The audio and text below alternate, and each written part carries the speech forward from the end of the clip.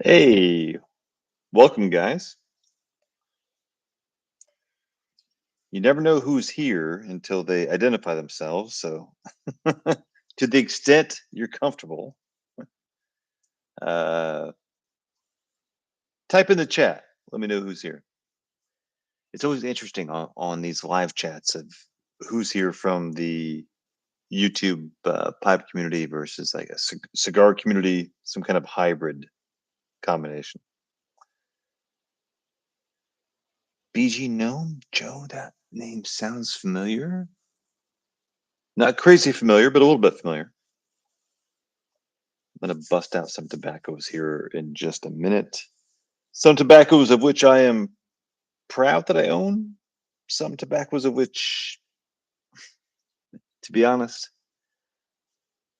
I wish I didn't buy.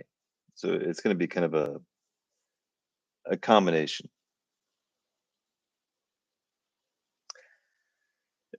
You know, when I almost have to when I see the acronym IG Instagram. I've never been an Instagram guy. I thought it was going to be like a fad. I thought I could just kind of wait it out. Turns out I was wrong. It's still it's still 100% legitimate. And now I regret possibly that I never really got into Instagram. But I also never had a Facebook account, which again, pros and cons. I hear a lot of stories about people who get off of it, and then I tell myself that, well,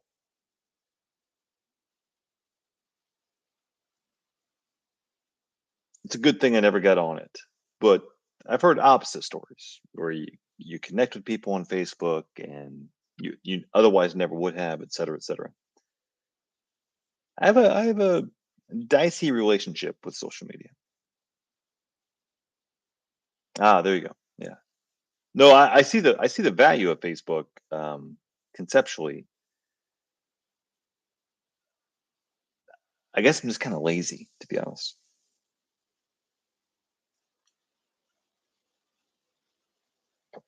And I'm gonna take a step back. I had an Instagram for like 2 years, and then, to be honest, I was getting too old. I thought Instagram was for people in their 20s and 30s. And as a 40-year-old at that time, I'm going back a couple years now. I was like, why am I taking pictures of my pipe or my food and then waiting for people to like it? It seemed, and this is like seven years ago. It just seemed insane. But I still get it. I think there's a value there. The question is, I think the value changes over time about what something like Instagram can uh, can mean, essentially. McCloud? Get out of here. McCloud? After all these months? What are the odds? I say that because when I look at my old videos, I hear myself saying McCloud. Therefore, I must know that's a frequent visitor. Um, I'm going to read these off because this is interesting now. Uh, TikTok, of which I have very minimal experience, makes me feel old. I'm only 31. 31 is a child in my case. All right, I'm gonna smoke some tobacco on this episode here, and I have some thoughts before I light up. I thought we'd have like a philosophical conversation. There's always the debate between are your taste buds changing, or is the tobacco that you always loved changing?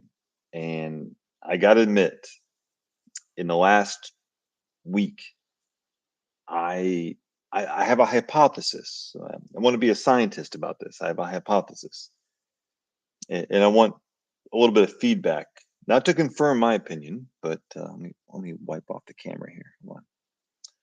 not necessarily to confirm my opinion, but I have a strong viewpoint at this point. Hold on, I gotta clean this camera off. I'm a little fuzzy there. Um, I bought 5 different blends of GLPs slash Cornell and Deal. They arrived within the last 7 days. It doesn't matter what the names are, but I will reveal that later. And I'll be damned. It is. I clean my pipes out. I use the alcohol treatment, the pipe cleaner, deep clean, to make sure that there's no like long term residue in my pipes, and trying to start with a like kind of a clean slate, so to speak. I got Pegasus. I got Burley Flake number 3,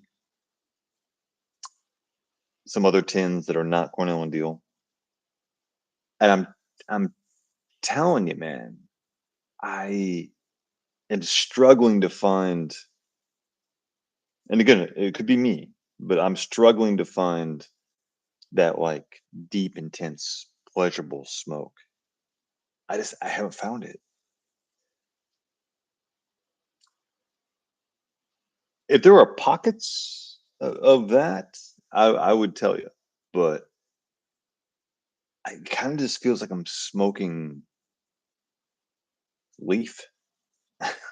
This is not going to be a complaining video because that would be the worst video ever. But it's more of a curiosity. Like, so I'm gonna light something up, and I'm gonna approach it again from a kind of a neutral standpoint. It's gonna be Pegasus because Pegasus from Cornell and Deal always had a kind of a soft spot in my heart. It was one of those blends that was rarely ever tinned. You can only buy it in bulk. But there was something about the unsweetened Cavendish composition. It was just kind of weird. Pegasus was kind of a weird blend that wasn't mimicked by 20 other blends. So I'm gonna grab it from my backpack here in a minute, and we're gonna smoke it, which means I'm gonna smoke it from cleaned pipes that again I just cleaned with rubbing alcohol, and I'm never gonna know the truth whether the tobacco is changing or my taste buds are changing. But regardless of what the outcome is, I still recall these amazing experiences with Pegasus and a lot of Cornell and Dill blends for that matter, and non-Cornell and Deal blends. But I'm kind of asking this as a question uh, for those of you who've been smoking for, let's just say, for, more than 5 years. Does it seem like the flavors go down universally, or are there some occasions where like you kind of your taste buds kind of like rediscover tobacco, pipe tobacco specifically, and you kind of have like almost like a resurgence of excitement about, forget about pipes. I'm talking about tobacco. This whole conversation is about tobacco. I don't care if you smoke it in a corn cob or whatever. But for me, it seemed to be kind of like a steady downtread of or downtrend of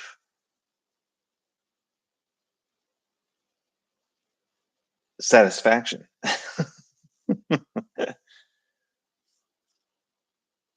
And again, I don't know if that's the universal, supply of tobacco just gets worse, or I'm going to catch them in the comments here in a second. Actually, the comments will probably answer my question, so just give me a second here.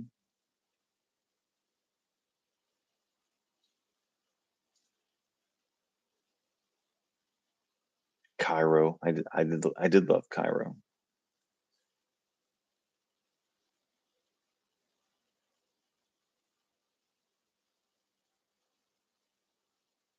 Yo Art, welcome. And thanks for chiming in. 45, McLeod. I'm 48, so we're close. The last comment here. I'm more and more particular about how I waste my time. The blends that please me grow fewer, and I don't care to spend time on anything less than enjoyable. I mean, I would agree. Um, Strangely enough, I think the only guaranteed enjoyable experience for me is going to be Oak Alley. I think everything else is kind of like going to the casino. I'm gonna unplug here for a second. There we go. All right. So we're gonna grab.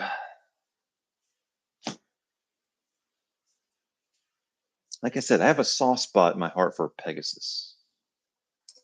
I just got to grab it out of my backpack here. I also always keep a jar of cigars, also of which have been very challenging to enjoy.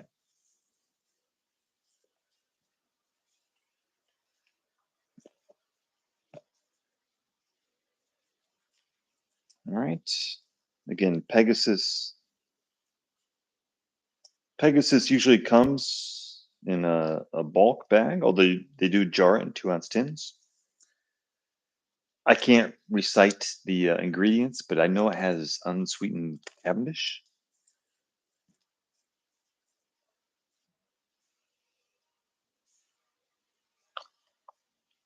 Gonna pack up a pipe here. Some monstrous pipe. We'll do a ginormous Ardor.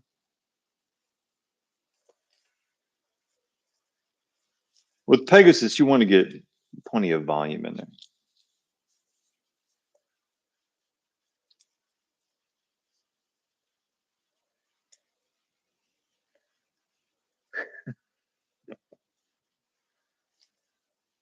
Also, it's just a cool name, Pegasus.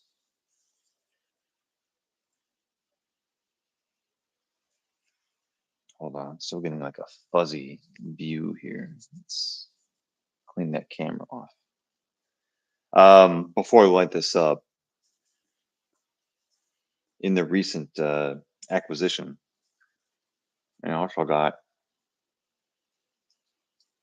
Burley Flake, which I admit on many prior live streams, I did say at one time this was almost indistinguishable between this and Wessex Burley Slice.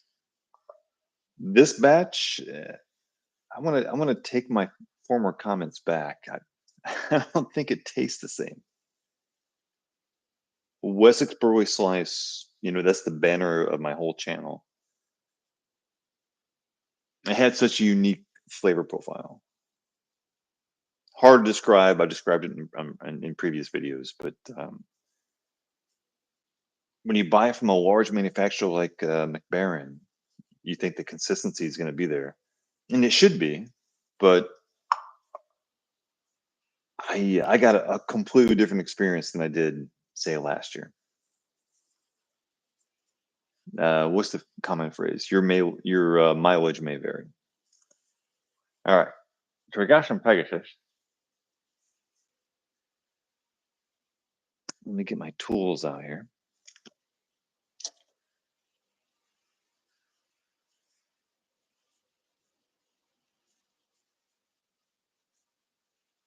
I'll catch up on the comments in just a second.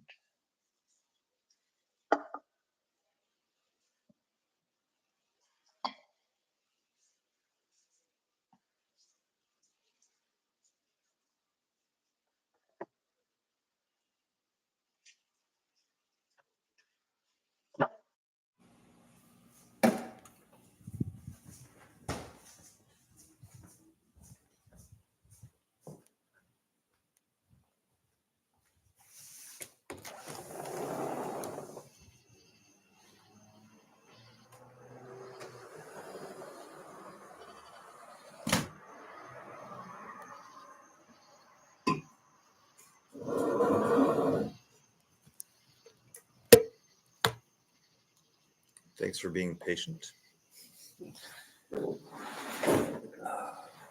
Trying to grow a greenhouse of wildflowers with 10% success. I never thought I wanted to be a gardener, but the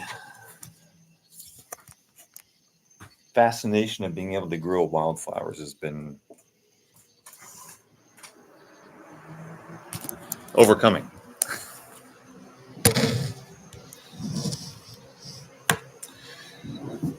All right. I'm going to reconnect my headphones here. Sorry for the delay.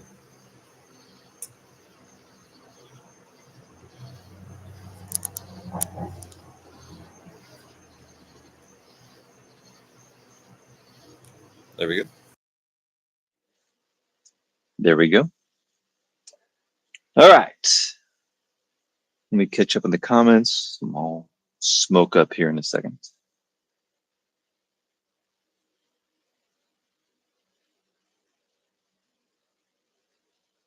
I'll catch up on these later.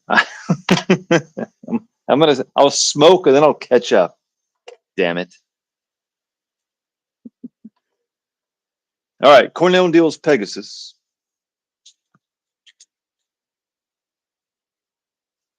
Only a week old.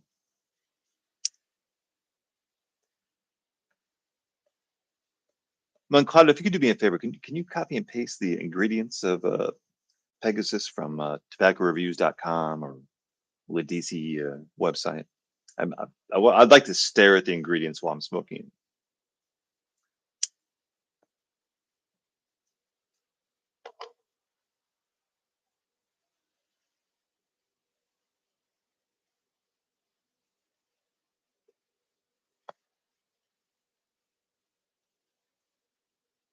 Okay, not bad. No complaints.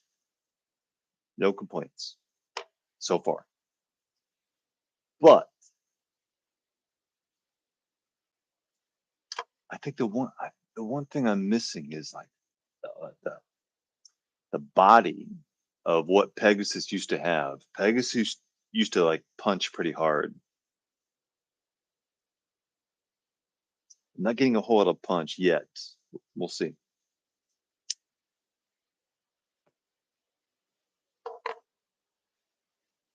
Oh, there's a ring. Oh, God damn. I've never done that on camera.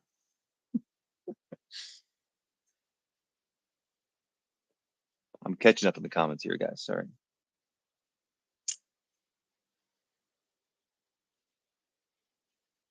I'm a mild to medium Virginia man. Burley and I don't share a fondness for each other. I would disagree. I think everyone has a little bit of Burley ability. Not straight, obviously, but I think Burley has a role in many, not all, but many palettes. So I would recommend always experimenting with Burley. The what's it? Burley slices are the most non-Burley blend ever. Also disagree. I will agree. It's a very conditioned Burley, but it's Burley.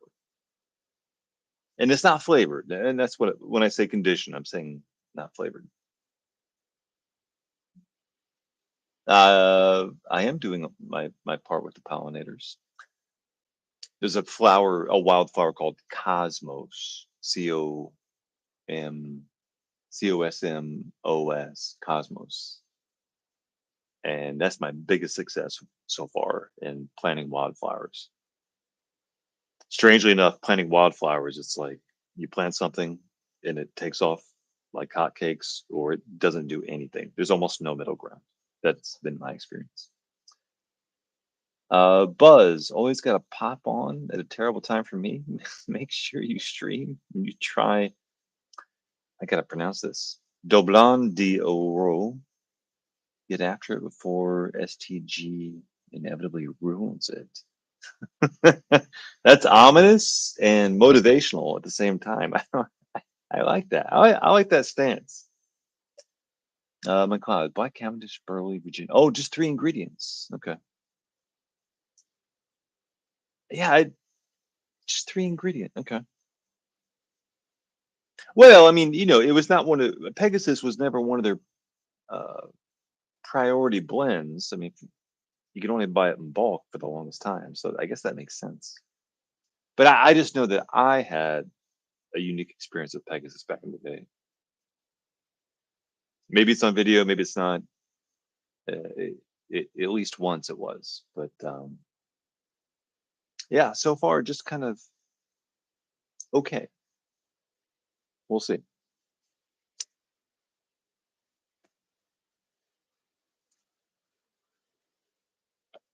Don't get me started on the Burley Flake number three. I bought a tin of that recently, and that Burley Flake number three was kind of the basis of my channel back in the day. A lot of videos focused solely on Burley Flake number three, that specific tin. I traveled with it all over southeast of the United States. A lot of great bowls talking about the specific nature and the flavors of Burley Fake number three. This last 10. Again, I think it's me. I think as you get older, I think your taste changed, man. It's impossible to know. I'll smoke some though. I'll smoke some.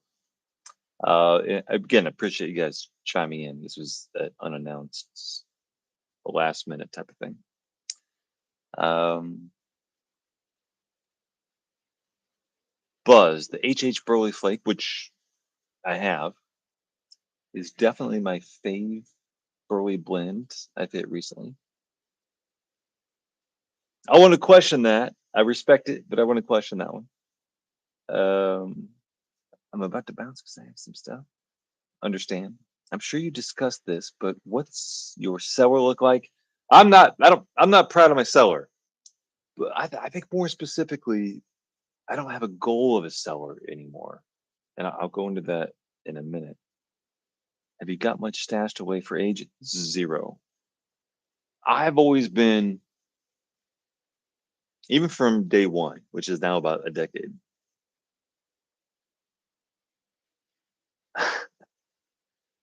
I knew so many guys back in the day when the YTPC used to be a little more connected, and talked to a lot of guys.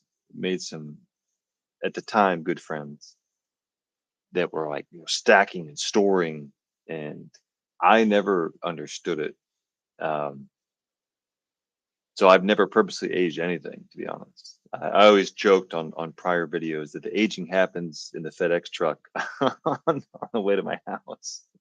But at the same time, though, there's a reason for that. The reason for that is outside of pie smoking, I am the most impatient person that I know. So it's more about lack of patience. It's not that I don't think the aging could help.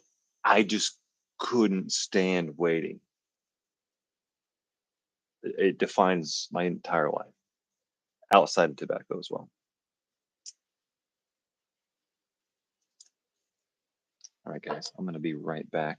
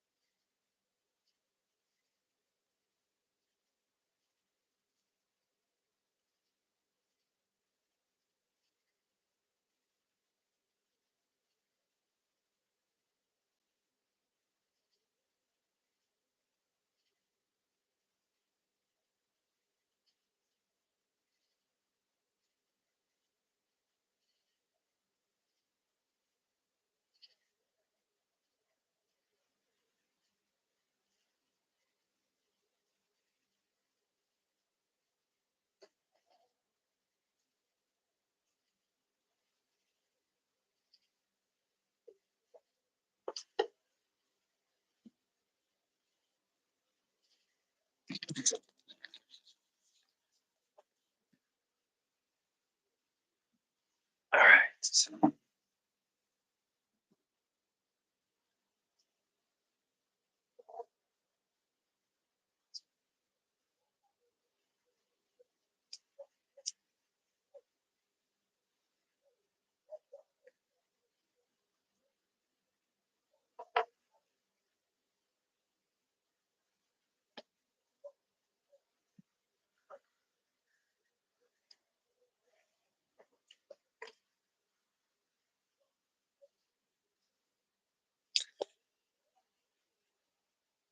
All right. Smoking some Pegasus from Cornell and Deal.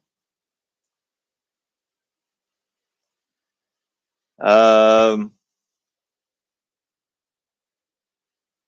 yeah, I'd kind of give it a pass. Nothing wrong with it, but also not a whole lot right with it. Again, very different from my memory from years ago. A couple months ago, I bought 6 ounces of Turkish tobacco, Oriental tobacco from Cornell and Deal. Also, not a good experience. So I guess my question is, this is kind of a Cornell and Deal topic, but anyone else noticed a change of quality or change of flavor? Maybe is a better way to say it.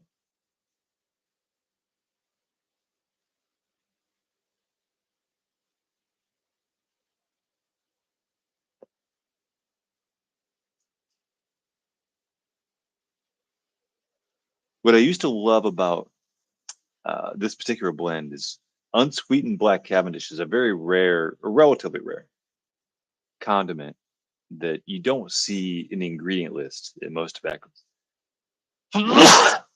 So when I saw unsweetened, sorry, unsweetened, when I saw description in a Pegasus description of unsweetened black Cavendish, I was like, well, all the Cavendish that I've ever known was that Captain Black, super syrupy, super sweet. I didn't know there was such a thing as unsweetened black Cavendish. And so that was my initial interest in Pegasus from Cornell and Deal.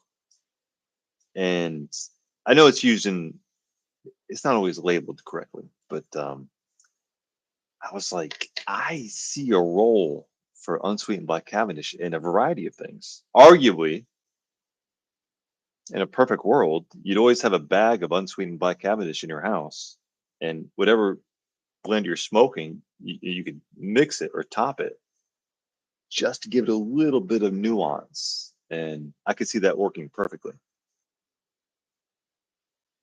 I'm not sure it actually happened that way, but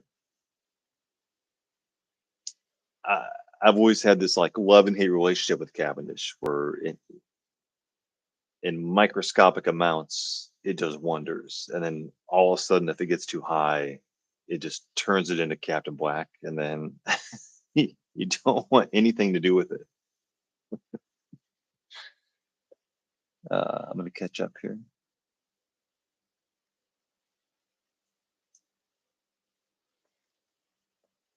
Oh, you're talking about Sunday Picnic, my old favorite. I noticed a difference in Sunday Picnic specifically. Lost a sweetness from the old Virginias or something. Not as rich. Could it be our expanded and enlightened palates? Cloud, my specific last memory of Sunday Picnic, which is only like 2 years old, was that, and God damn, it used to be perfect. It used to be so perfect. The last couple batches that I got, and the reason I just forget about it anymore is that it smoked like nothing. It was not an off flavor or you know something offensive. It was just like I felt like I was smoking air, and that was just like 2 years ago. And it's so funny that now when I place an order, it's not even in my menu of like what I'd look for. I'm not even conscious. I actually forgot about it, which is so strange because I made a video about Sunday Picnic. And if you're motivated enough to make a video about a tobacco, it means you thought a lot about it. But Oh my God. Sunday picnic going back like 8, 9 years ago. I remember turning the tin around, which I'll do to mimic the experience. I turned the tin around, although it was the 8 ounce tin, and it said Turkish tobacco, and I was like, "What is Turkish tobacco?" And then I realized like that was the uniqueness about Sunday picnic back in 2017, 2016. The sour notes that I got mixed with Virginia was just it's like a tornado of flavor. It was just incredible. Last couple batches, I I'd be hard pressed to give you adjectives. So I just couldn't piece out the flavor. SCCL. I'm not sure who SCCL is or what it represents.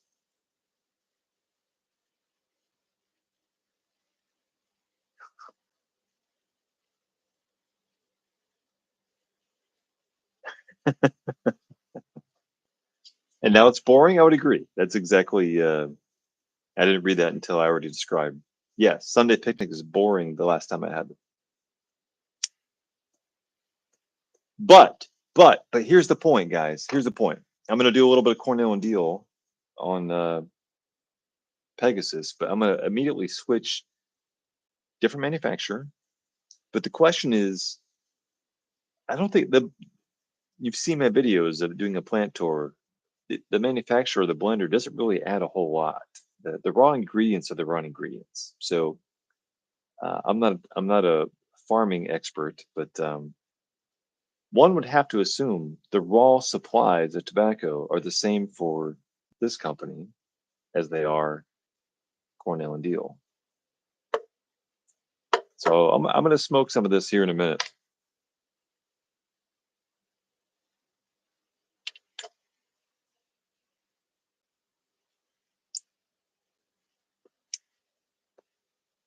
Mm. I also has I ordered a tin of Bob's chocolate flake for the first time in like 10 years. And I thought, let's go European. Let's get something I haven't had in a long time. It wasn't much different. I like the tin, Bob's chocolate flake. Looks amazing, smells amazing, the presentation's amazing. But when I smoke it, it it's not amazing. Again, it's probably me.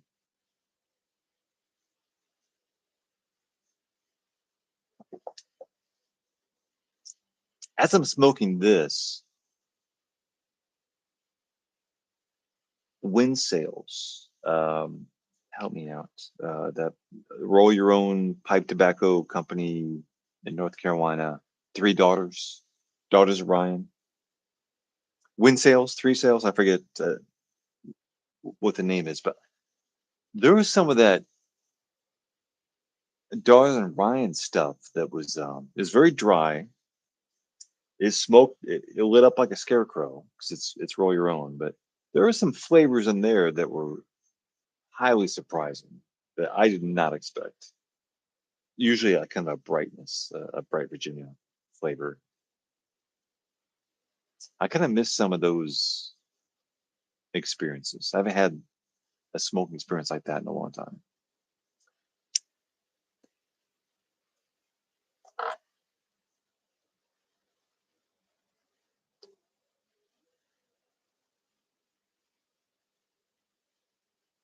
Okay, I'm gonna put this down in a second. Final thoughts on Pegasus.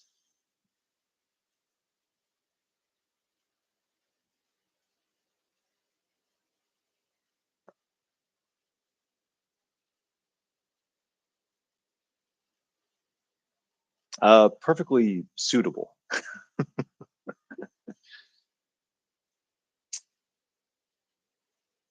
but not a whole lot going on. Um, Not offensive, but just not a whole lot going on. I'm going to contrast that with some burley flake here. Oh, let's go grab another pipe of a suitable nature.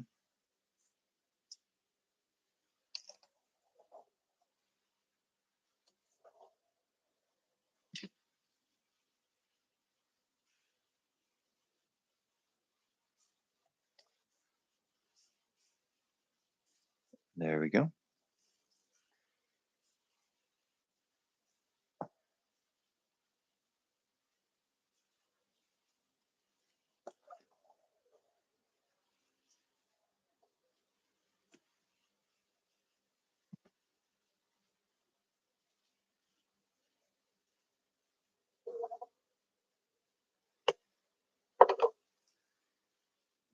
Yeah.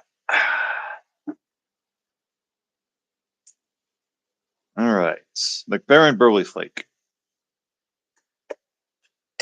Again, back in the day, I did a back-to-back comparison, and I could not tell the difference between this and Wessex. These days, well, first of all, it's hard to get Wessex anymore, so it's hard to do a back-to-back anymore. But this shit's gonna be dark. I know because I smoked it earlier this week, earlier today.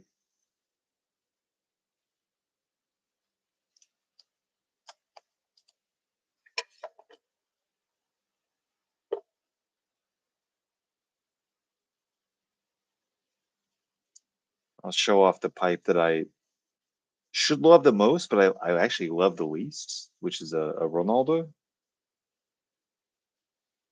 Looks real pretty. I never smoke it. Don't ask me why. It's a combination of the I don't know. You ever had a pipe that it looks pretty? It makes a pretty picture.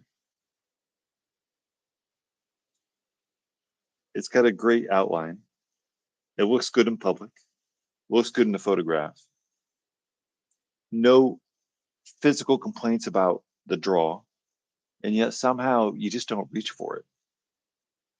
This is it for me.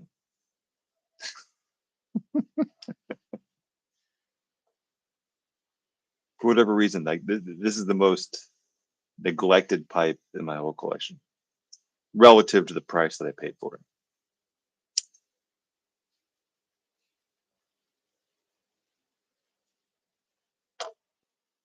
It's kind of like a man's wardrobe. You have that sport coat or that dress shirt, and you're like, I like the way it looks on the hanger. Still looks great. I'm glad I bought it. I never want to wear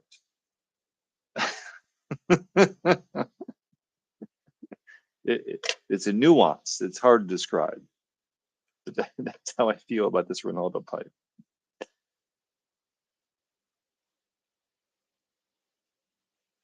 Uh, Jacker1, thanks for chiming in, by the way. I moved to an apartment that doesn't allow smoking.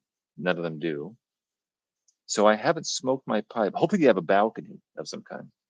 I haven't smoked my pipe in over a year. Usually, do a cigar once a week at the local park. So, based on your description, Jacker, I'm assuming you're in the Northeast of the United States. Uh, I'm guessing that based on smoking laws, usually the Northeast of the U.S. has the most stringent smoking laws. The further out west you go, a little more loose. Jack, favorite pipes are perplexing science. Agreed. Demetrius, I found myself reaching for my Missouri Mirasham, I'm assuming. Corn cobs more than anything. Or just corn cobs, yeah. I still have my corn cobs. I smoke a corn cob daily. That's true. None of them do anymore. Can't even smoke on the balcony. Smoke free. Denver. Yeah, yeah, yeah. I'm going to Denver in a couple weeks, actually.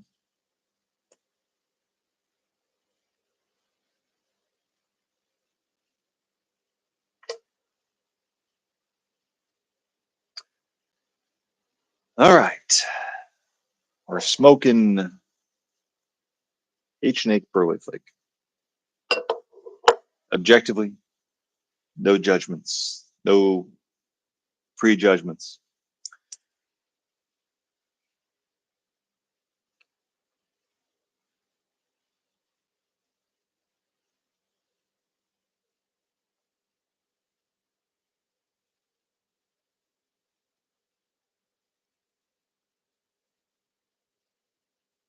Okay, okay, pretty good, pretty good.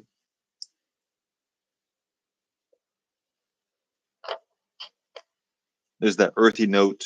For anyone watching this who has not had this, I would recommend buying it, um, if nothing else, for an introduction to Burley.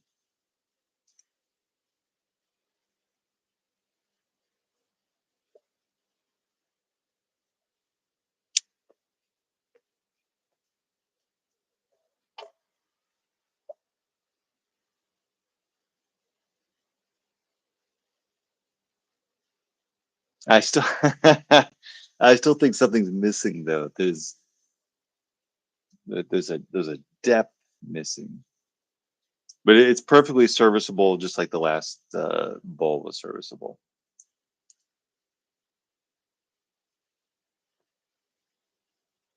I could see comments popping up in my peripheral vision, but I want to keep my thought here.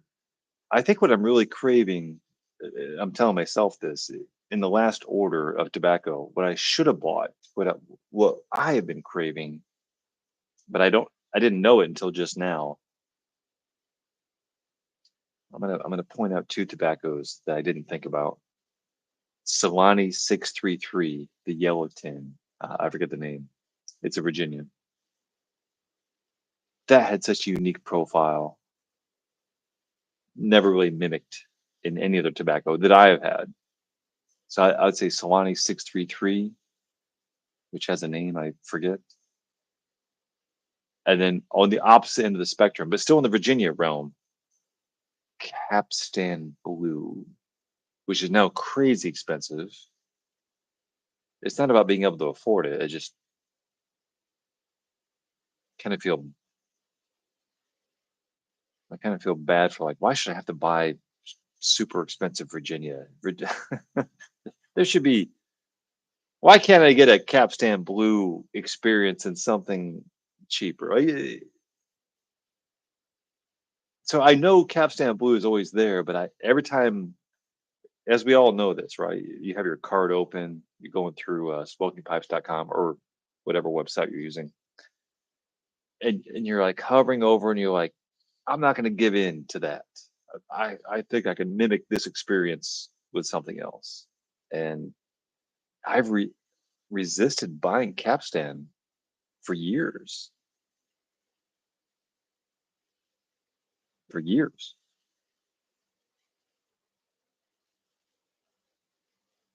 Again, Capstan could also not be the same as what I remember, but filling out a cart on smokingpipes.com is a full psychological experience of, like, it's like going to the casino. Because I don't even have to ask. I know we're all doing this. You're filling up your cart with a combination of two things. Number one, the sure bet. So I like that. I'm definitely going to get that again. And then the other part is, I want to experience and explore something else. So I remember, I think I had that several years ago. So I want to try that again. And then the third category would be, I've never had that before, and now it's time to try it. But that finger hovers over the buy now button for a longer period than any other buying experience that I think any of us have, because you're constantly evaluating your cart in terms of how much is new, how much is guaranteed to be good, how much is experimental.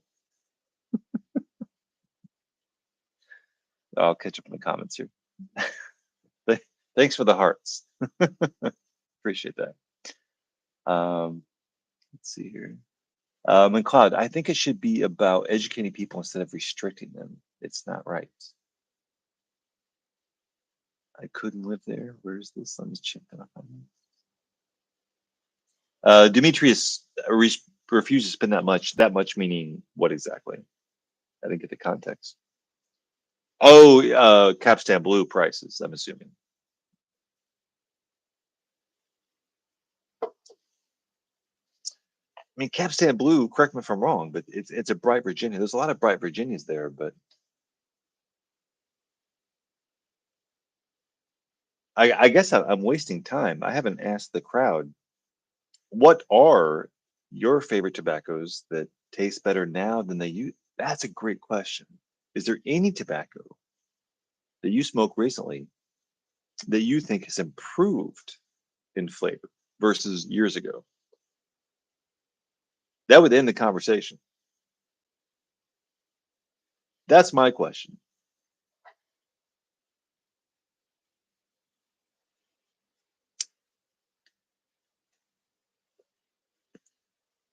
Because if I found one, that's what I would want to be talking about that. Instead, I'm talking about the opposite.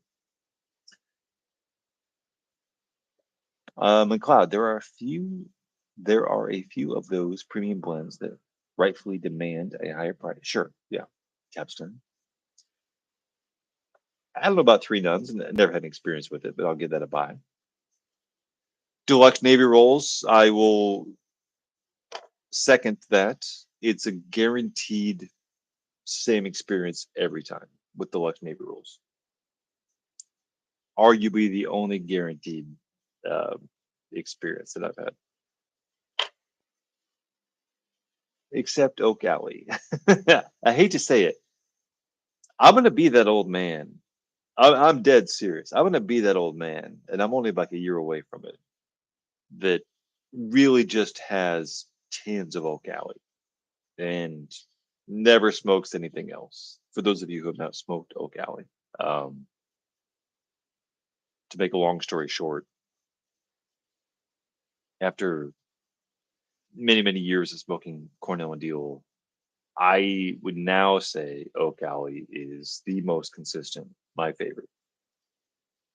5 years ago, different answer, but man, if I had some aged Sunday picnic, that'd be a good weekend. That was a fantastic blend back in the day. Fantastic.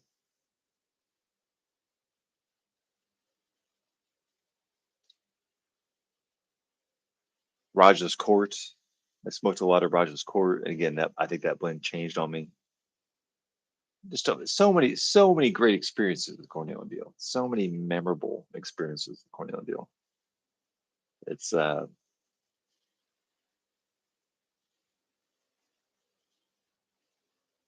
it's almost like a yearbook almost.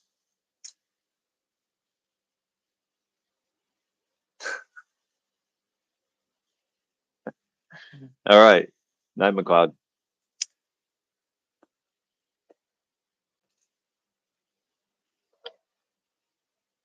All right. As a reminder, we're smoking some Burley Flake from H&H.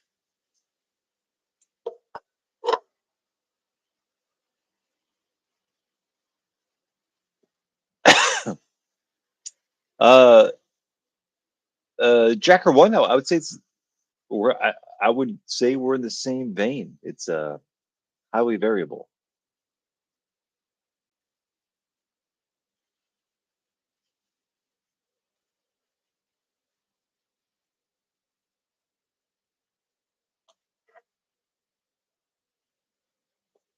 Some of the variability, though, is what I used to like about it. I think maybe subconsciously.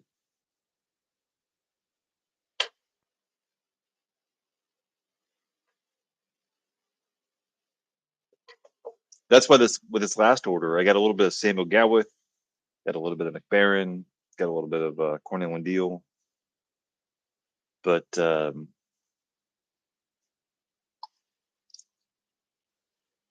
don't know.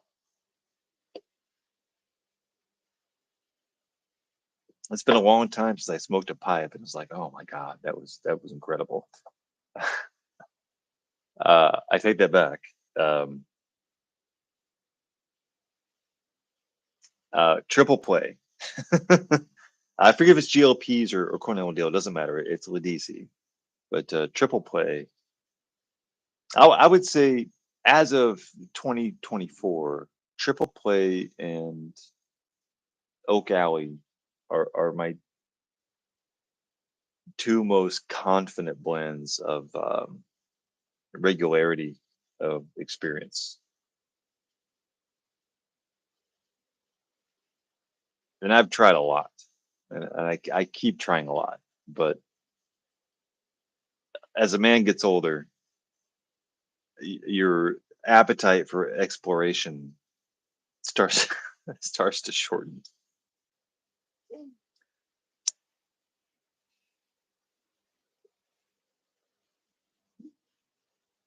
I'm switching back to Pegasus now from Cornell and Deal.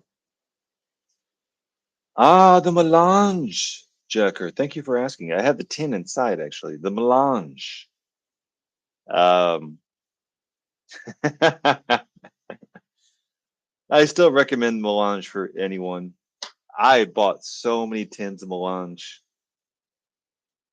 that I kind of got tired of it, but it is still amazing, and I recommend it for everybody. I don't think I could smoke it anymore, but that's after 15 2-ounce tins over the course of many years. Oh, it was crazy cheap as well, and also a good mixer. A little bit of melange on top of something was just. I thought it was the biggest undiscovered gem of the 2020s pipe tobacco world wise.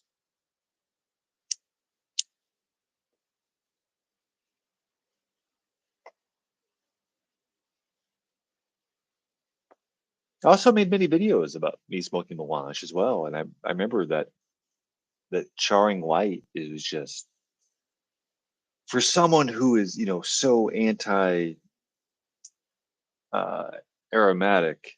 The melange is like in this middle ground of obviously it's topped, but it has like a solid base behind it that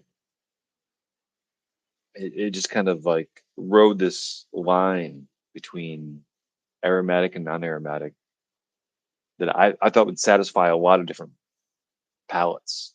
And that's what I really enjoyed about it. It's very versatile blend.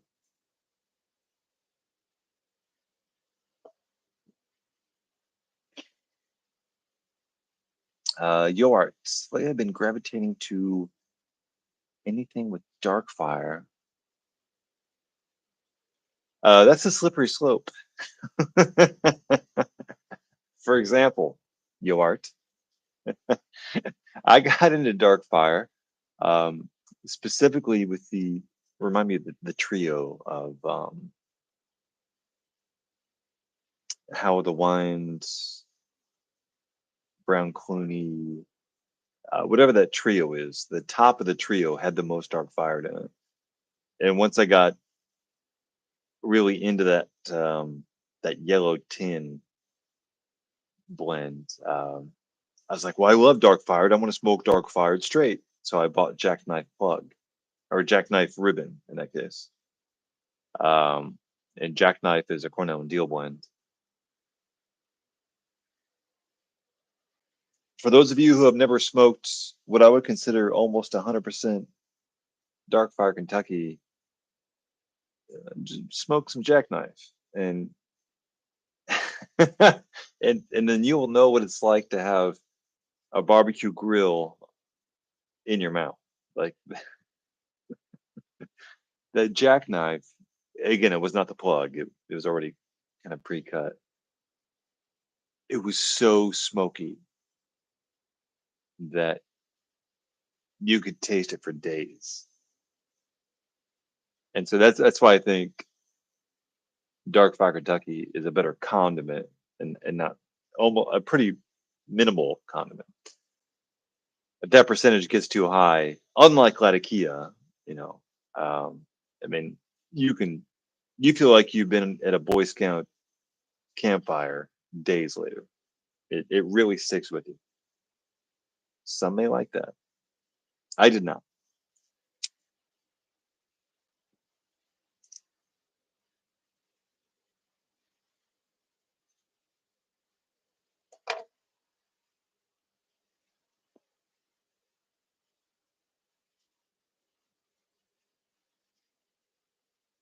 All right, last blend anyone has smoked. If you can post it in the comment section here.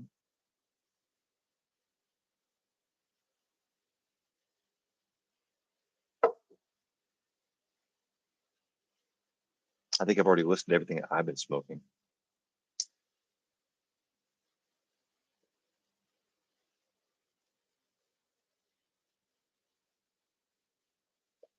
And again, I'm going back to Pegasus. I always like to smoke two pipes at one time. For those of you who have not tried to smoke two pipes at one time, I highly recommend it.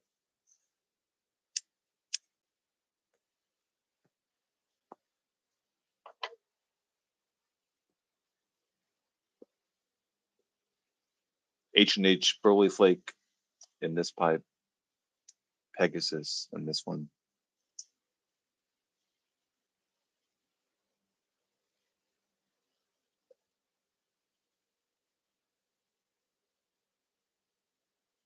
Uh, sorry guys, I thought it was implied. You have to tell tell me your rating as well. Some of these I recognize, some of them I don't. I don't know. Peterson just made a Virginia flake.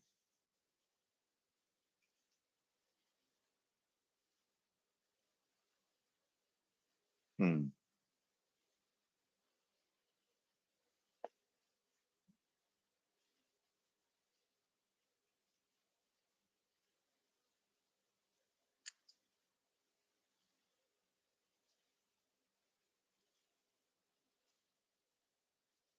I think it's the one thing cigar smokers must be jealous of is that you can't really reasonably smoke two cigars at one time, but you can smoke two pipes at one time.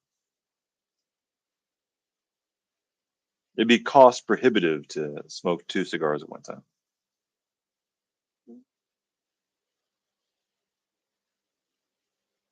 Brunello, 9 out of 10. Seriously, wow. Okay.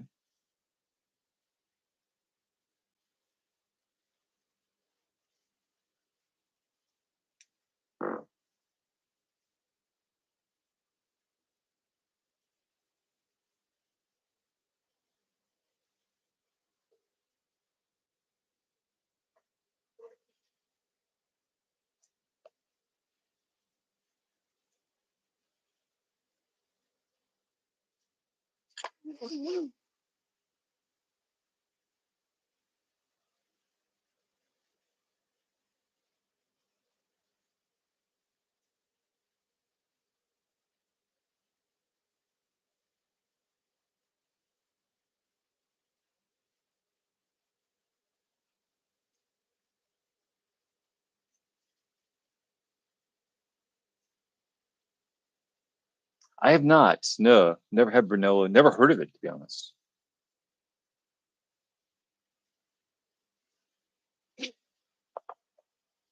To be honest, my mind is preoccupied with Sunday Picnic. Sunday Picnic used to be so amazing. If I was smart, I would have bought 20 pounds of Sunday Picnic back in 2017.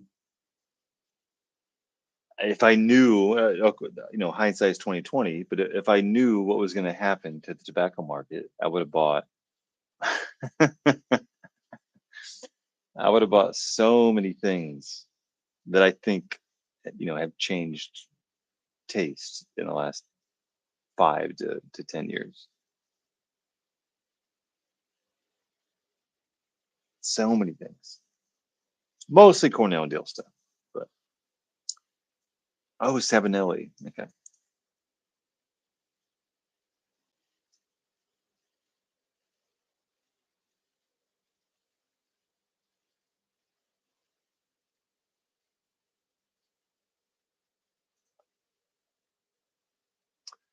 Remind me, what's that burley from Belgium that comes in like a rectangular package? It's a special Belgian thing that somebody sent me from the Reddit community. Really dry. It goes up like a chimney. Critics, I've had one book. Yeah, Manil. Yeah, thank you. Economics. Critics view. I Everybody knows that Autumn Evening is the biggest seller, one of the biggest sellers, Cornell and Deal. And I smoke, aromatics occasionally, usually blending them a little bit. But for whatever reason, I think psychologically, I've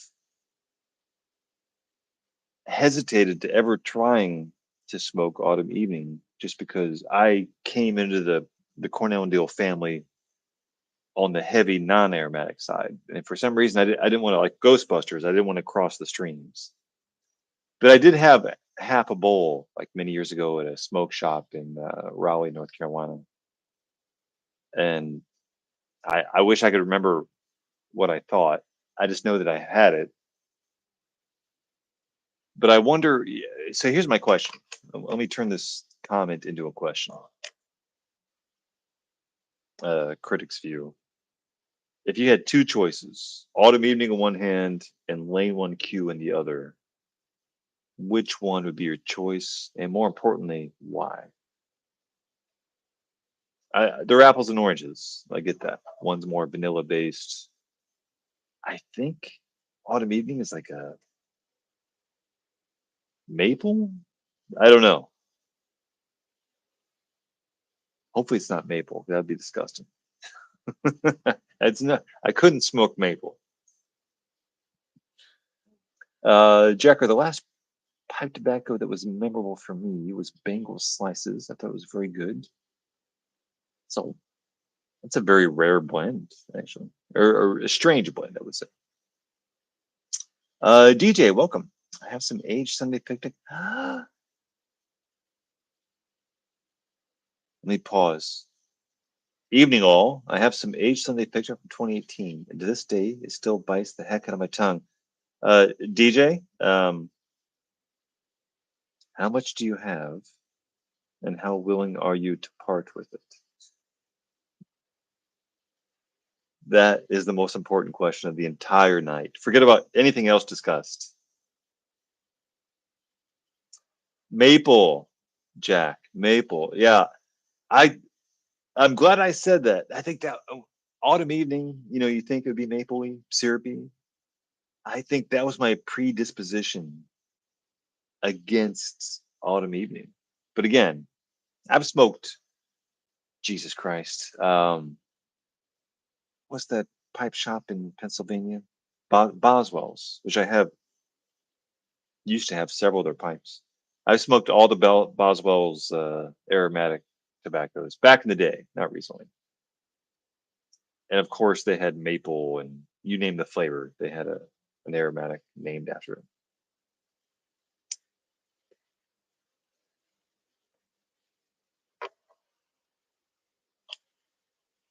They had a railroad version of a Latakia blend. I forget the name. It had the word railroad in it. That was my favorite, I think.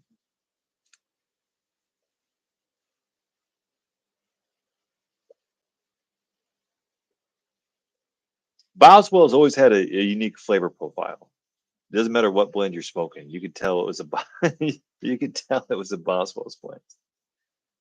Back in the day, like a McClellan type of top note. Any McClellan blend, and I never bought a whole lot of McClellan, but I smoked a fair amount. Um, you could tell when you smoke a McClellan, it just had some kind of conditioning agent on it, whether it be sugar water or something else, doesn't really matter. But it had a signature flavor to it. Many loved it, and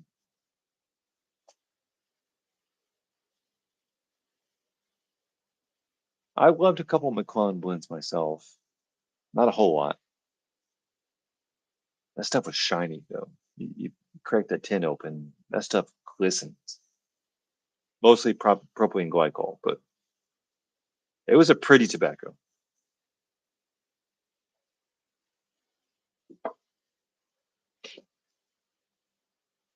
Yoar says between Autumn Evening in Lane 1Q. He says Lane 1Q. It has a soft spot in my heart from a long time ago. I still, in my backpack that I carry every day, I still keep Lane 1Q. I rarely reach for it, but at the same time, it's Lane 1Q. It's never going to get old. So it's kind of like a, in case of emergency, break plastic bag type of situation. Economics. Been hesitating to get the big brick of Manil, BC, Burley. I feel like I'd never get through the whole thing. Was thinking about getting one of the. Uh, oh, I have a.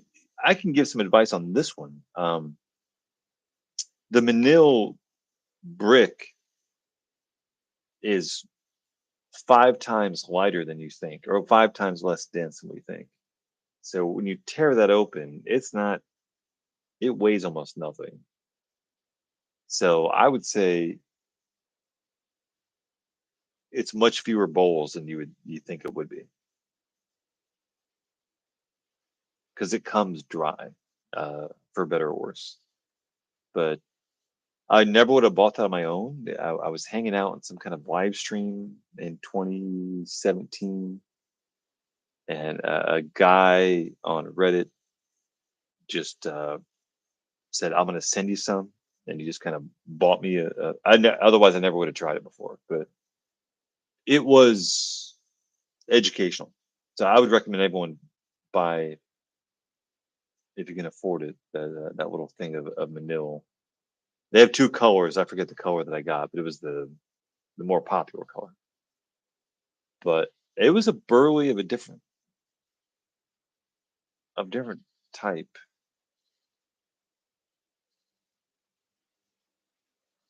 Nuanced, very nuanced though. DJ, I have about an ounce left of an 8-ounce tin and glad to part with it.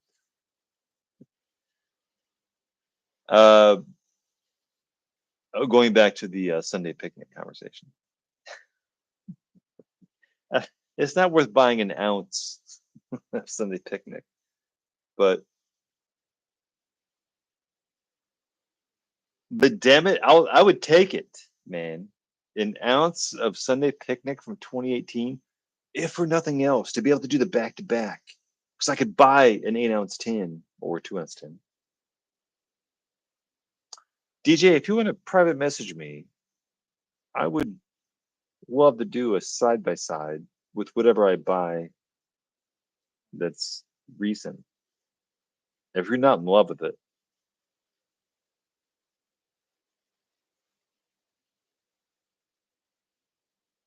I think one of my first videos back in Richmond, Virginia, I was smoking Sunday picnic, and then like talking to the camera about. I think I, pulled the pipe away from my mouth. I turned the tin around. I'm like, oh, it's got Turkish in it. That's what it must be tasting like. It was a real epiphany in real time while smoking it that something was different about that blend. At that time, I was only like 6 months into the whole hobby.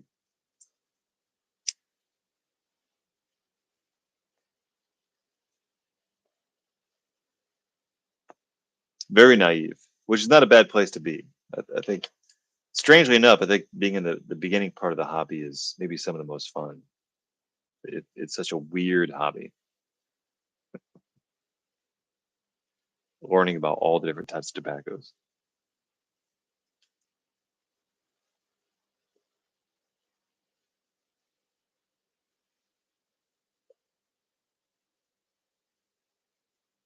Critics view would pick it over Lane 1Q. The maple isn't overpowering, and I get no tongue bites. Autumn evening tastes better to me. And that family always compliments how it smells. Well, I mean,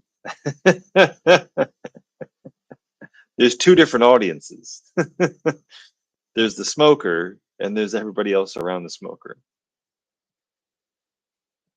But I get it. There's a price to pay for.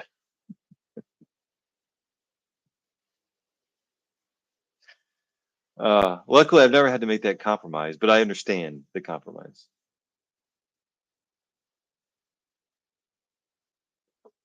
Here's a question for those who are married. Do you ever get requests to smoke a blend? Like, hey, husband, if you could smoke one of them there sweet blends, that'd be right nice about now. Hypothetically, I could see that being a realistic request. My assumption is that it's the opposite, which is, honey, I'm going to smoke something. I'll smoke the least offensive thing. But again, every household's different. I could see it both ways. Jack, not surprised. I don't think the only time I've heard someone compliment a non-aromatic pipe tobacco is when they contrast it with, well, that's better than cigars. And I have heard that. But in isolation, I would agree with you.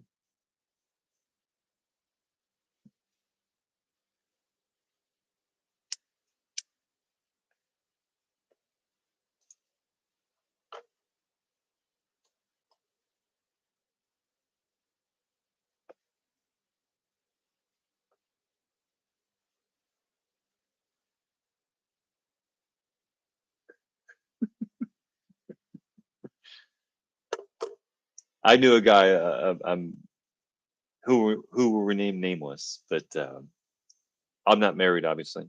But for those married guys here, of which almost all of you are,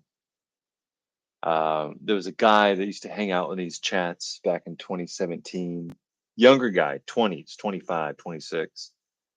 He was in San Antonio, Texas. I sent him a clay pipe, and he was a newlywed. And he, I remember him saying that every time he got off camera to go back inside, his wife made him wash his beard in his entire face because she didn't want any element of smoke to be in the bedroom. And I think some guy made a joke. He's like, "We're going to send him some Dawn dishwashing liquid just to get the deep cleanse." But again, the person doing it never really realizes the secondary smell effect of somebody else. He would literally say, "Boys, I got to go wash my face." But he had a huge beard. He was going to have to basically take a bath after after every hangout that we had. I felt sorry for him, but a good woman. It was a good woman.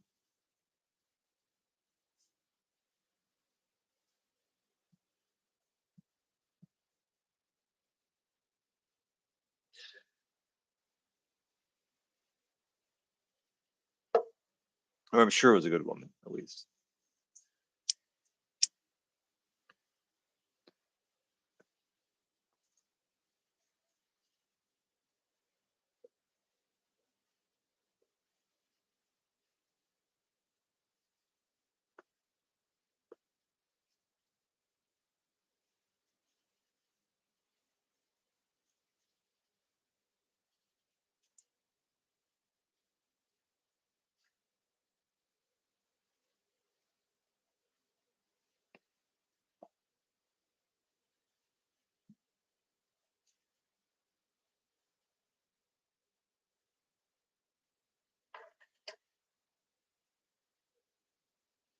Finishing up this here.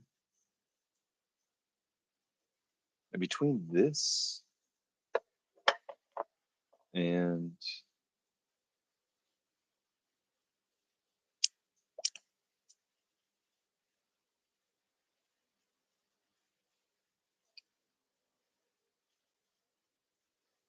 Pegasus, I'll be damned. I never expected to say this, but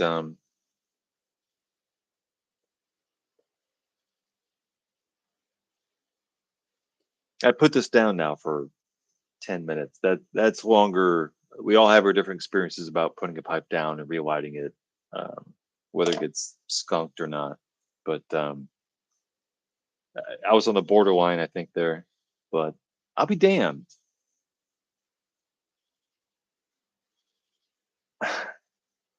I think that it's apples and oranges. These are two different tobaccos, two different types of tobaccos. But I think I prefer the Pegasus over. And again, I had this many years ago, not in the last year, and I thought this was a shoe-in winner of a great burley. But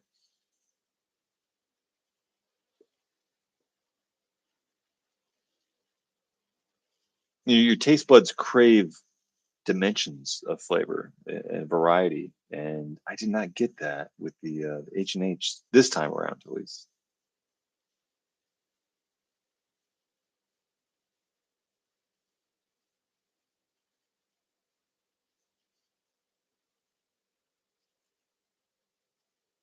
I got so frustrated with pipe tobaccos a couple months ago.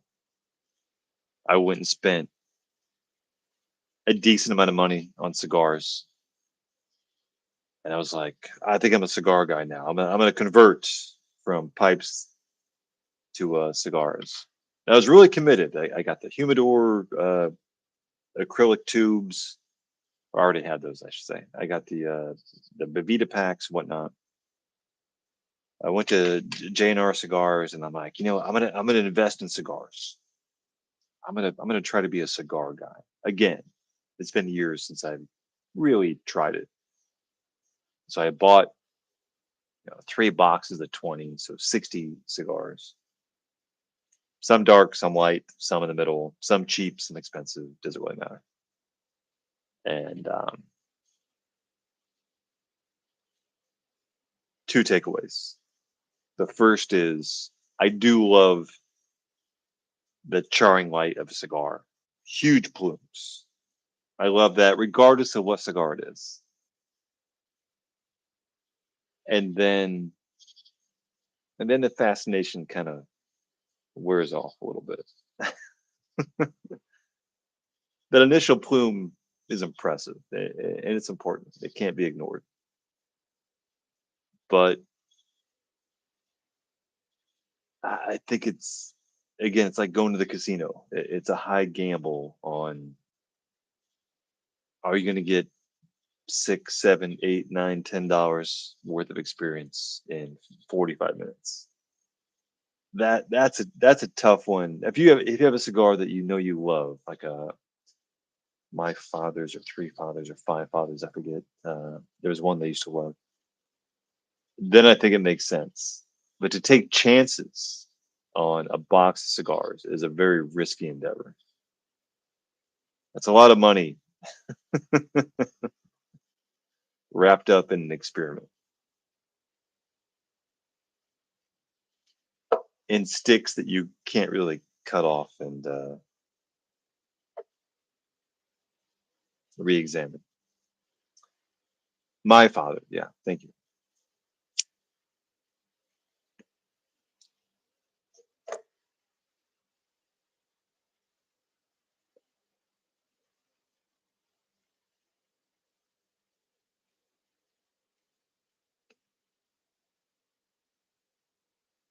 It's funny what makes you like or dislike a pipe.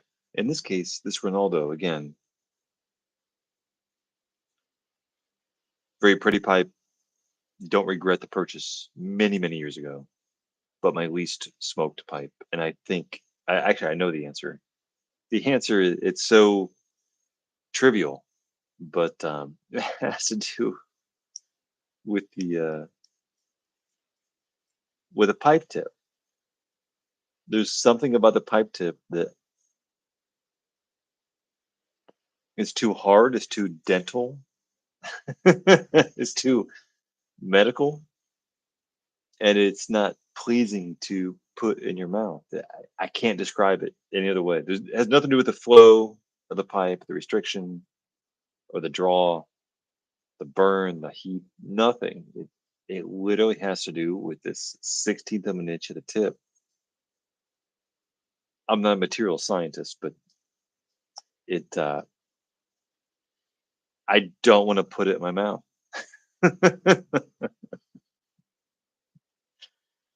Strange, but true.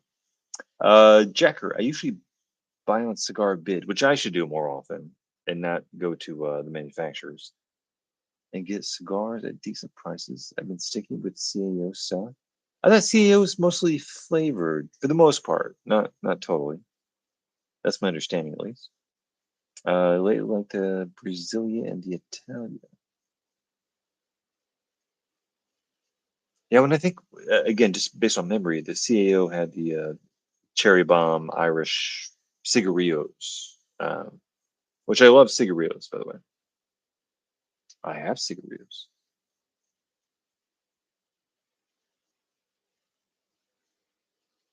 Oh goddamn! There we go.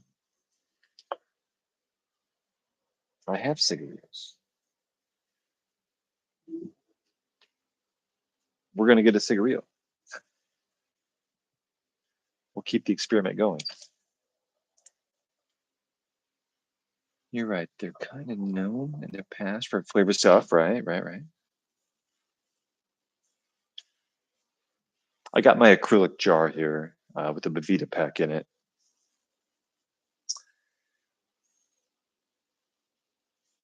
It's kind of a grab bag. There's some cheap stuff in there. There's some expensive stuff, but for this evening, oh, I got to slow this down. I forgot about this. I haven't shared this on on the channel yet. Hold on, let me get the camera right here.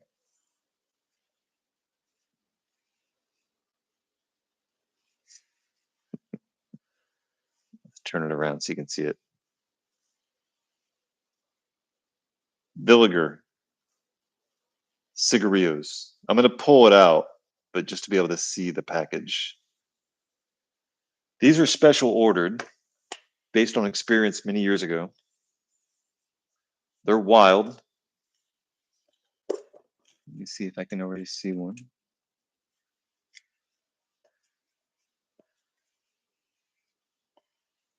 You're not going to find these like laying around in a brick and mortar. Oh, come on.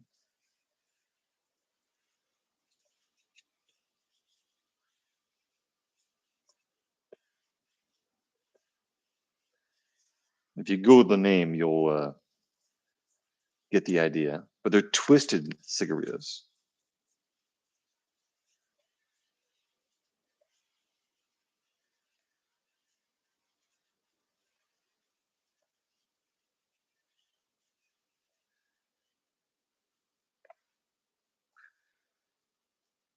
They come in packages of two binds of three, so six total. And you slip off the wrapper on one end, if I can do that.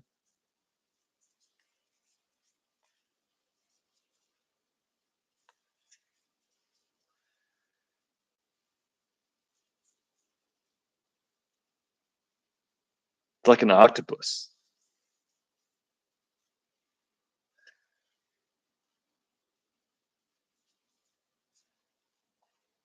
Put these in the humidor. And again, that was the Villiger Culal. I don't speak Spanish. Culabres.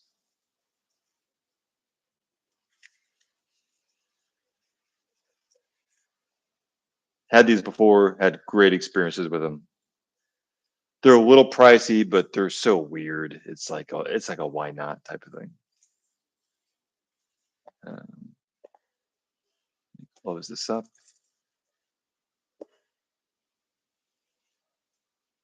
And we'll end the night on this one.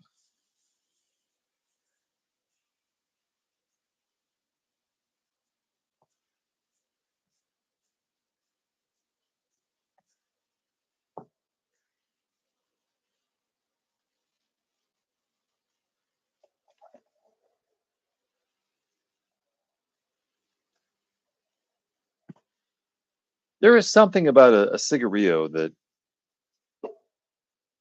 before 5 years ago, I never really saw the attraction in, but there's something about a weird pull it over here so you can see the twistiness of it. There's just something about a weird little cigarillo that I just think is sexy.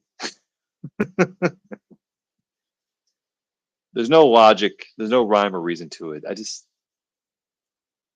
I love the idea of a small gauge cigar, which now makes me think that any cigar I buy, I could just go shorter and shorter ring gauge, like a 42 or I don't even if they make a 40s or 38s, but like something getting smaller and smaller and smaller and smaller. The ratio of the wrapper versus the filler obviously increases. So I think I'm one of those guys. I think I'm a small cigar type of guy. Ah, yeah, DJ. I did break him out once before. Again, special order, but you can order them anywhere.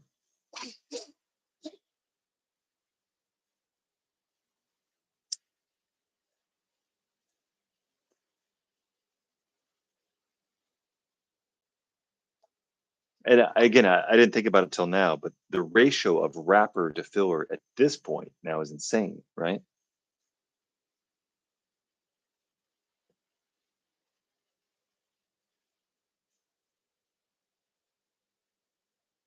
You just feel like a goddamn wizard.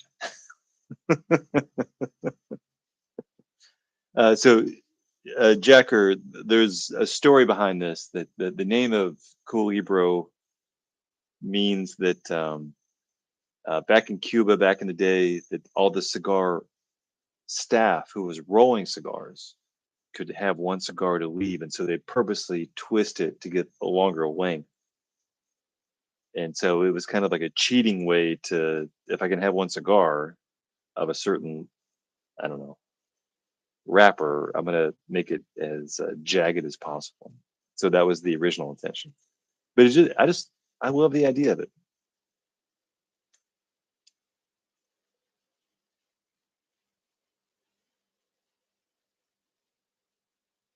Meaty, dark, earthy.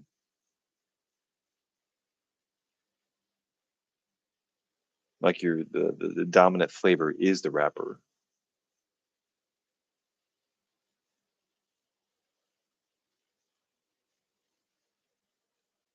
Mm. Rich,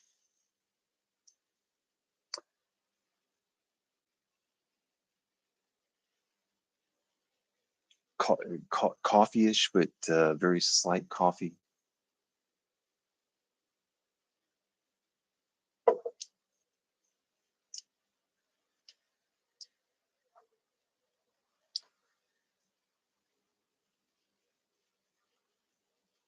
You see all those old Hollywood movies of people smoking not this, but something similar to like a narrow cigar. I think my biggest oversight in my whole cigar experience has been low ring gauge cigars. I think, much like many people, we thought bigger ring gauge, more flavor.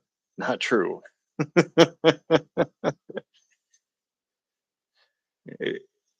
And for those of you who know what I mean, you bought a 58 or a 60 ring gauge cigar thinking like, oh yeah, that's gonna be a hell of a cigar. Not necessarily. It's so counterintuitive until you know a little bit about the science behind it. But this beer got warm. I got to change it out. Yeah, it's so counterintuitive that the smaller ring gauge cigar could be the most flavorful.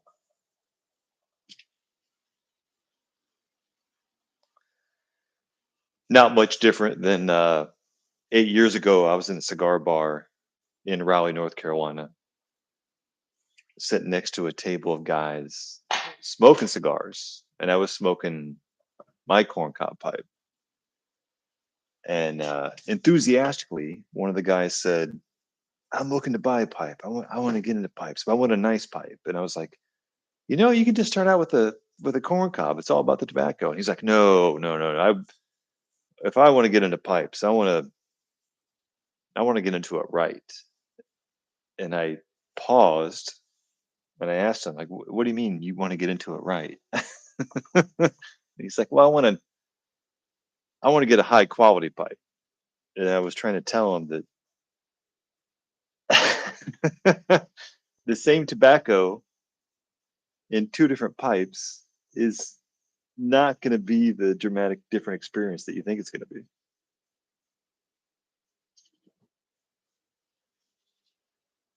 Realistic, realistic thought, but not true.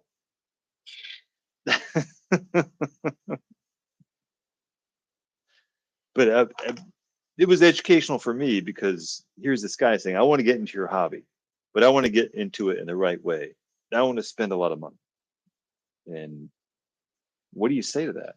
You know, I'm sure you guys have experienced the same thing. It's everyone has had what I would call a tangential experience where someone expresses interest in what you're doing, but without obviously any of the background.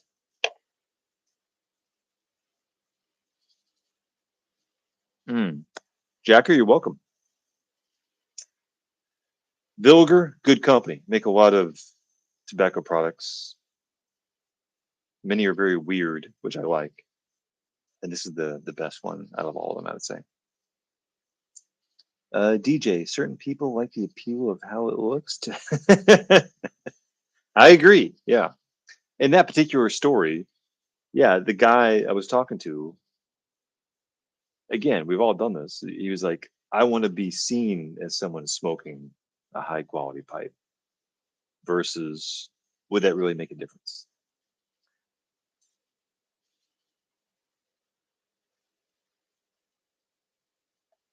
Tonight, we're going to drink, it's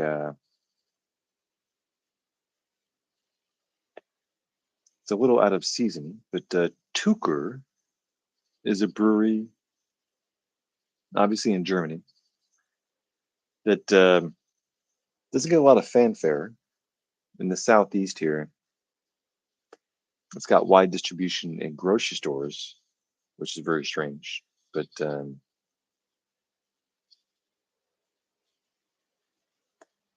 in my opinion, highly underrated. There's a lot of things that are overrated. This is one that's underrated. Fest beer is usually more of a Oktoberfest type thing, but what's that Chevy Chase movie, Vacation phrase? It does fine all by itself. It's a Randy Quaid comment.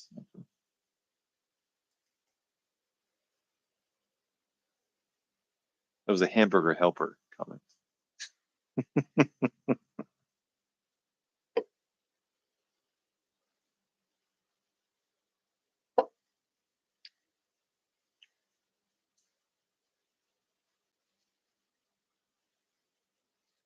Yeah, I think going forward, I'm going to be a pipe guy and a cigarillo guy. To be honest, I don't.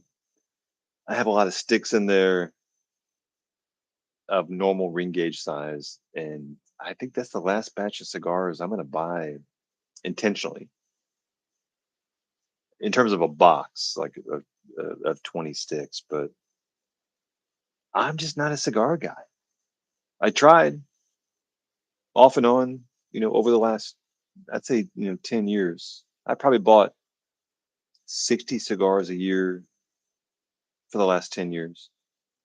Some good experiences, some not so memorable.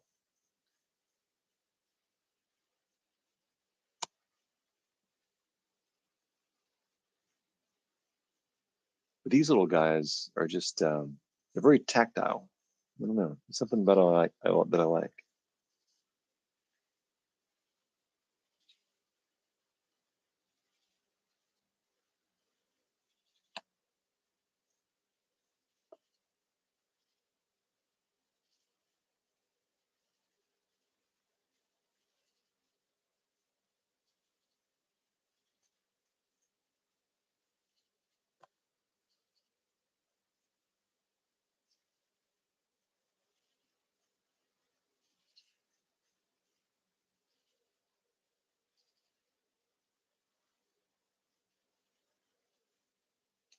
As you get older, you change your shopping preference, not just in tobacco, but in clothing as well. So one of the recent brands that I've transitioned to as an older man is I think it's more of a southeast thing. It could be total US. I'm not really sure. Is the store Orvis, Orvis. Um, I was gonna type it in here, but there's no reason to. Um, I don't know. As you get older as a man, whatever brand that you like used to buy clothes from, as you get older, eventually you're like, "Ah, I'm getting a little too old for that brand. It's time to switch to another." And there's like this big like decision, and then you have to. It's like a speed bump. You have to jump over to the other side and be like, "Okay, I'm too old to wear that brand or style." And now it's time to transition into the next stage. And for me, I've kind of landed in Orvis, which is a horrible name, but a great line of clothing. And if you act now, you can use my coupon code.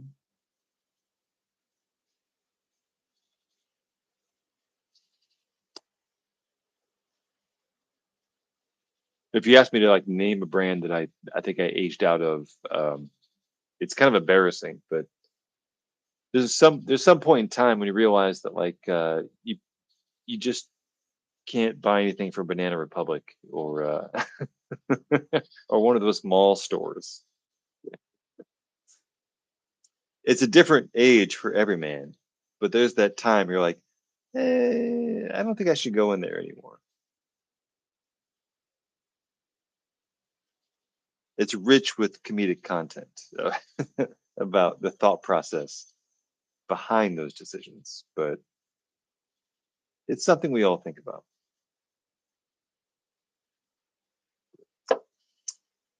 To give a more universal example,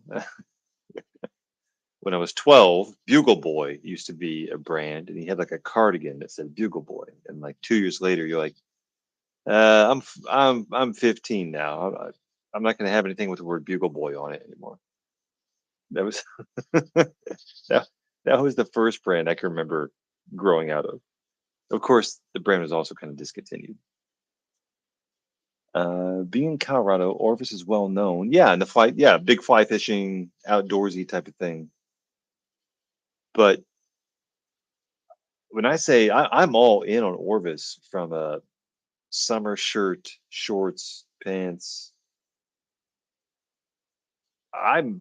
It's very rare for me to like be won over by a brand, but compared to everything else that I've seen, tried, whatnot, I'm hardcore Orvis, man. Hardcore. Wearing Orvis right now.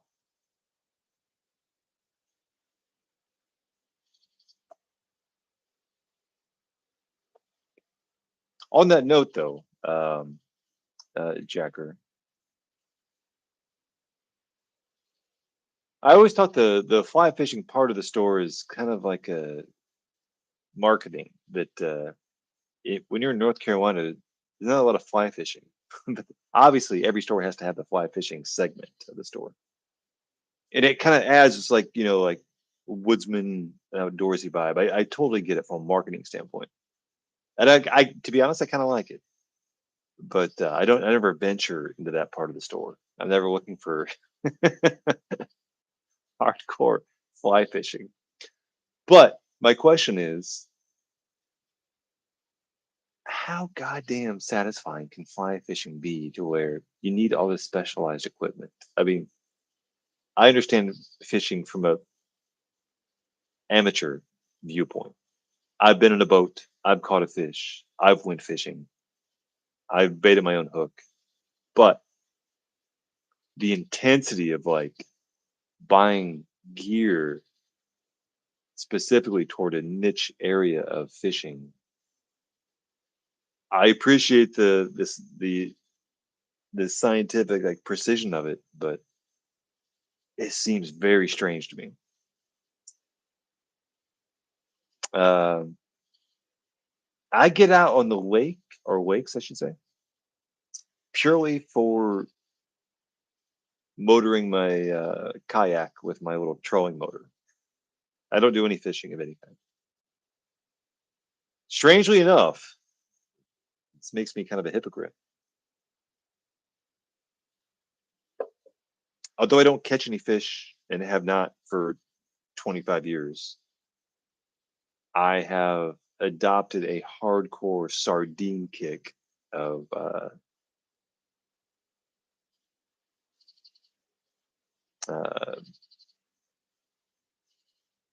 sardines from Portugal.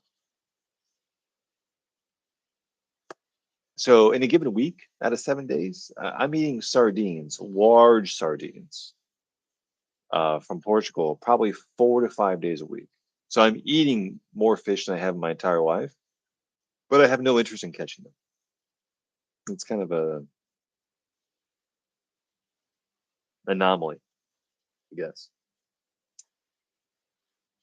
The most expensive piece you really need is a good rod. You need to be very sensitive. All those stuff is kind of overpriced. Agreed.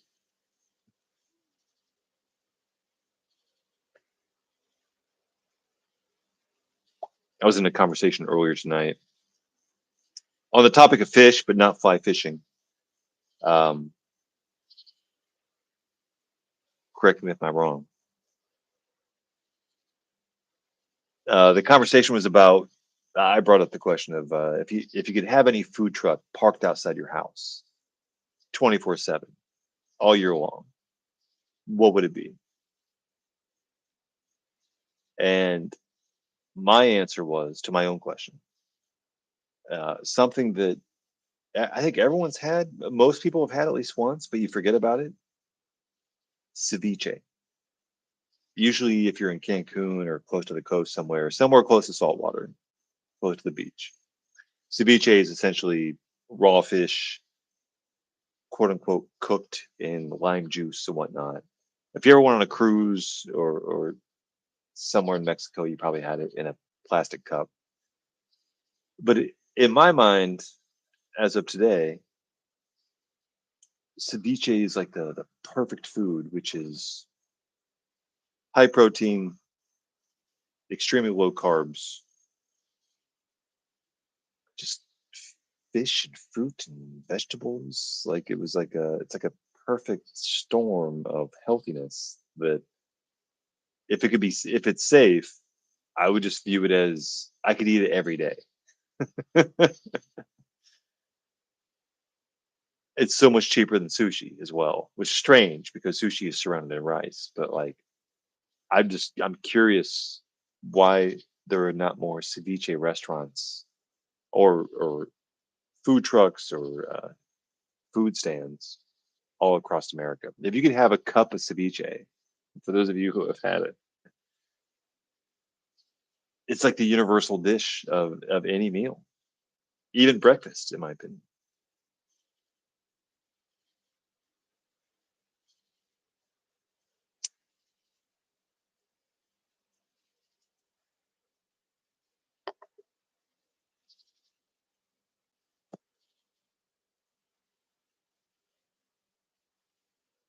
Arguably, that's what I'm trying to do with sardines. So I'm mixing sardines with fermented cabbage that I make. Fermenting vegetables is a whole other lactose fermentation is a whole other thing that I've actually accomplished over the last couple months.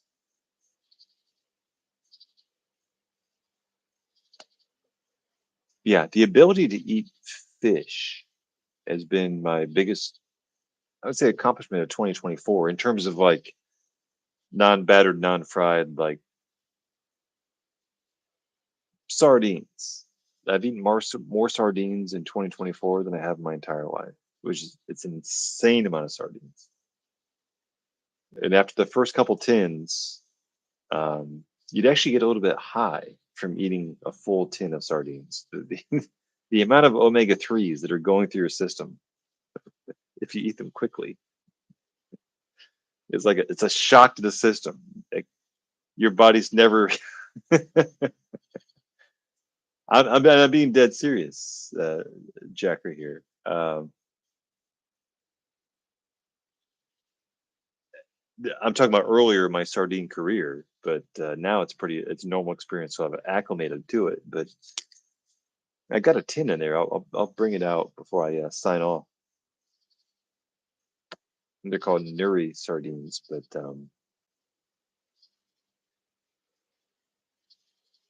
I just realized I was tired of paying. Not to go off on a rant, but I was tired of paying $12 for a sandwich that's 80% bread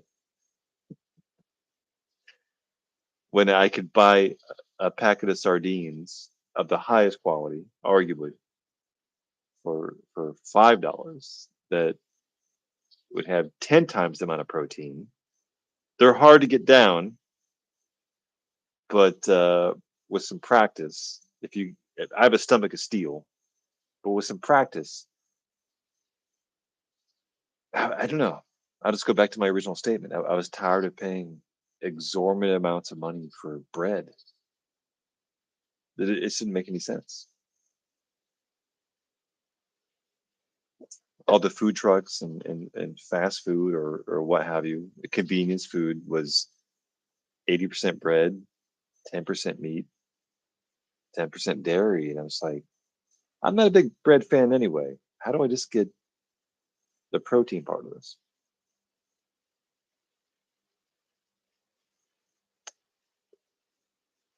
Before COVID, never really thought about it. After COVID, a little bit of inflation aspects that I really started thinking about it. Uh, so Jacker, yes and no. When I pulled the tin off, which I'll show here in a minute,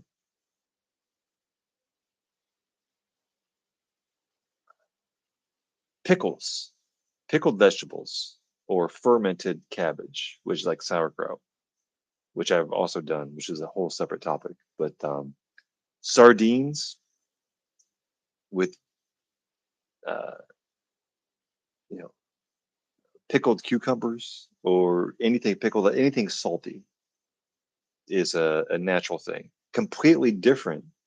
Before that, I got into what they call the fisherman's egg, which you put sardines and eggs in an omelet, which sounds insane, but it with lemon juice, and the lemon juice cuts the fishy taste. And it's called fisherman's egg. There's YouTube videos. That's how I learned about it. God knows there's hundreds of YouTube videos about fisherman's egg, but that's also incredible for an energy rich breakfast that is got sardines in it. So I've been all over the spectrum in sardines. I've had them every which way. I've had the close cousin to sardines would be mackerel. So I've had ordered mackerel as well. They're almost indistinguishable for the most part, depending on what brand you get. But I guess if I had to sum up my whole point, tinned fish. It's not just sardines, tinned fish. Mackerel and sardines. Again, there's a whole resurgence of YouTube videos on tinned fish. One guy actually has a whole channel devoted to tinned fish, and it's just a whole reimagining of like. I'll cut to the chase. If you're starving and you crack open a tin of, I don't care if it's mackerel or sardines, and you eat that tin, forget about anything else. It will be impossible for that human to be hungry. Impossible. You won't want anything sweet. You will not want any dessert. You won't want anything.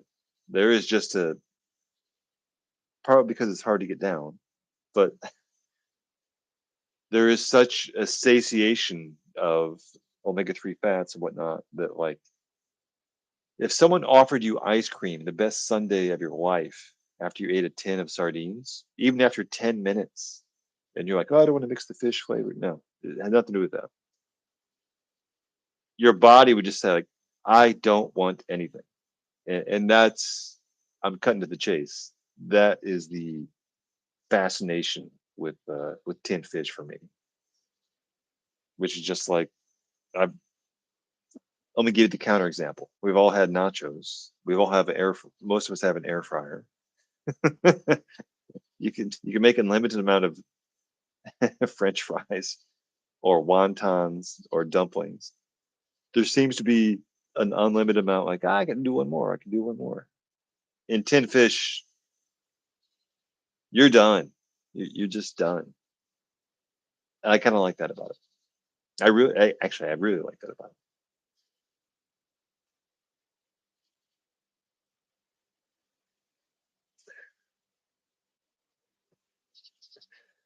This turned into a health uh, webisode.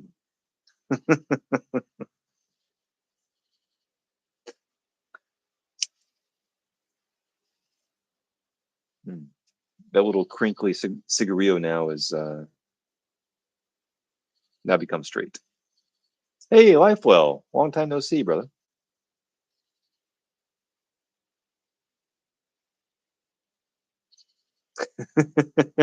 Good things come in tins. That's a good. That's a good quote. Economics. Tobacco comes in tins, and sardines comes in tins.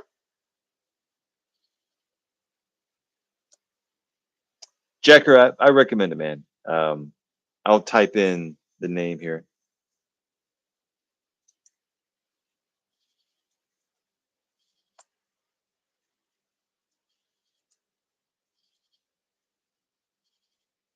Nuri, Nuri. That's the key one. I've had many brands. Again, also mackerel. Mackerel's a little bit cheaper, very similar omega-3 ratios and whatnot. Um, but the Nuri sardines, when you pull that tin open, you're not looking at 50 tiny sardines. You're looking at three fat baby fishes. Like there, it's something to behold. It's something to behold. They have flavors: tomato versus olive oil, spice versus not spiced. My preference is the spiced olive oil, not the tomato. But I went through a whole thing. I went through herring. I went to Lidl or Aldi in most cities. I went through a herring phase, and I thought like I'm a herring guy. And then I discovered these nuri sardines, and then I never went back to herring.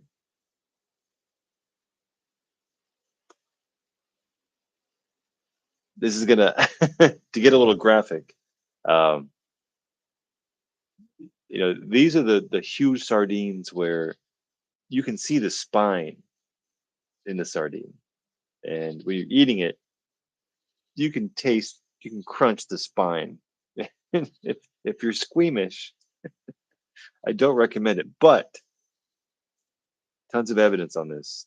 The spine has a lot of nutrients, and if you mix it up in some type of pickle salad of some kind, um, you can't really taste the spine or feel the spine. But it's the closest to a caveman I've ever felt in eating these ginormous sardines. It's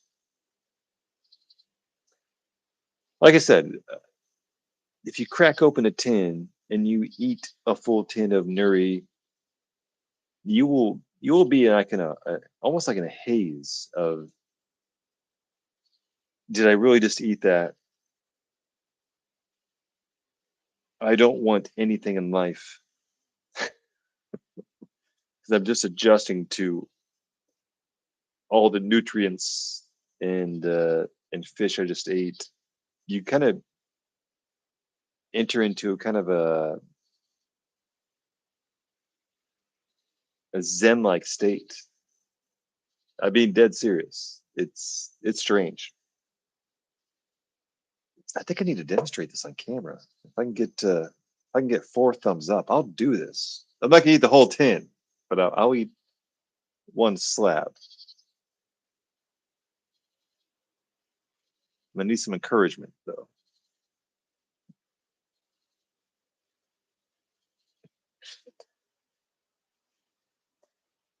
If I can get four hand claps, four emojis of any kind, that will say the audience wants to see it in the name of science.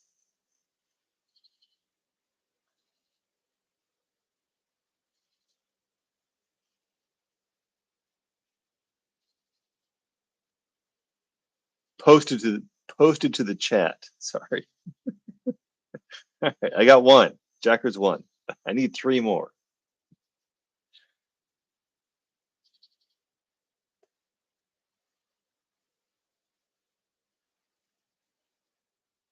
We got two. It's a high bar, I know. Yeah, I'm asking a lot. I understand.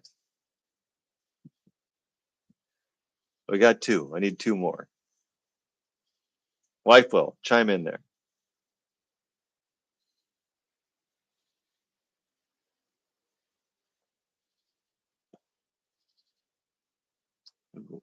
Sardines go well with the cigarillo as well. Okay, I got three.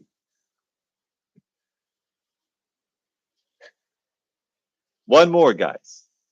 Some lurker. There we go. That's four. All right. All right, here we go.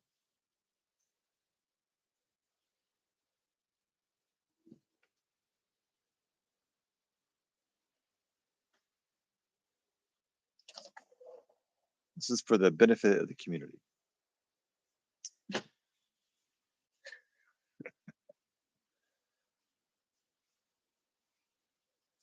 All right, here's the tin. Nuri. This is gonna get messy, so we're gonna get some paper towels.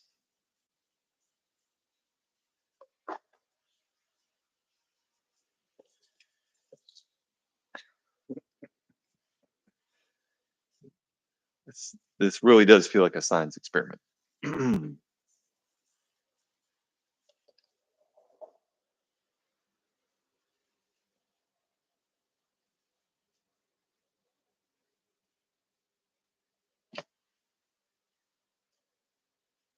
All right.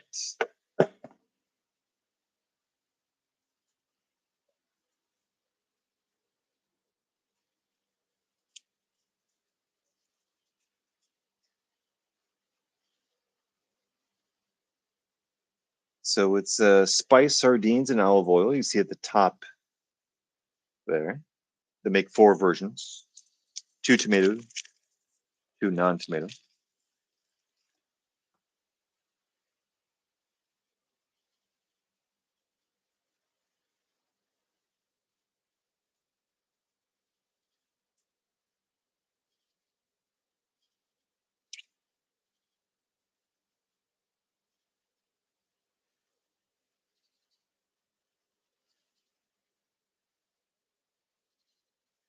Can't pull it off more than that.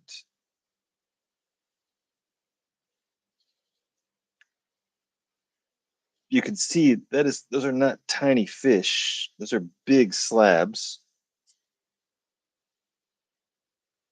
I'm just gonna pull one off here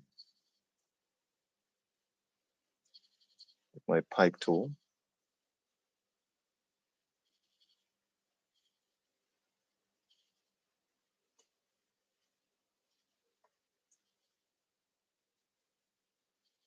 And they kind of fall apart.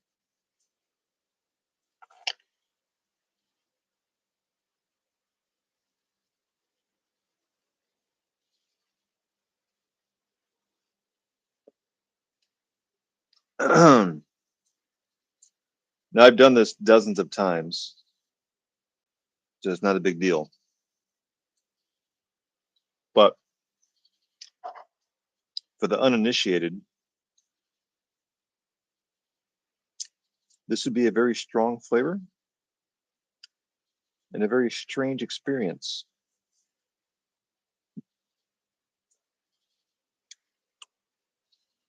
Mm, it's falling apart, so I have to go inside and clean it up. But oh, I could pick out a spine though.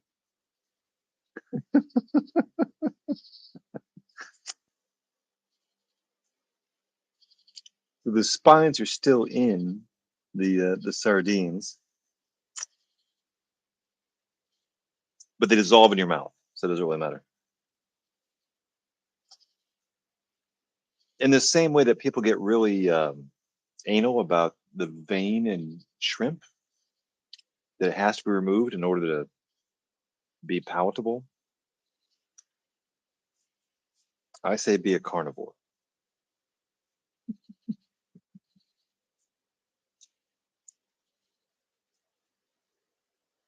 All right, that was a little more of a demonstration than I was prepared to do.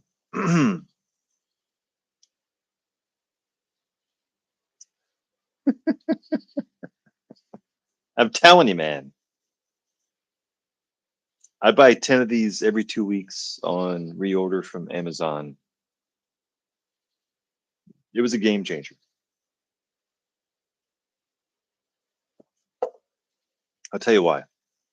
I knew I wanted more omega 3s, but it wasn't necessarily 100% health related. But I don't like batter or deep fried fish. To be honest, I don't really like steamed salmon. I know salmon looks pretty when it's pink and prepared just right. I've just never really craved it. There was something challenging about sardines that are spiced and hot and olive oil and the spine still in it that I kind of felt was like a challenge and so cheap relative to the alternatives that it seemed like a no-brainer for me. Anyway, boys, that was a lot of topics for tonight. Thank you for joining me. I do appreciate you guys joining. I'm going to try to post a few more times this summer, so keep an eye out. And until next time, we'll see you later. Thanks for being here. Good night.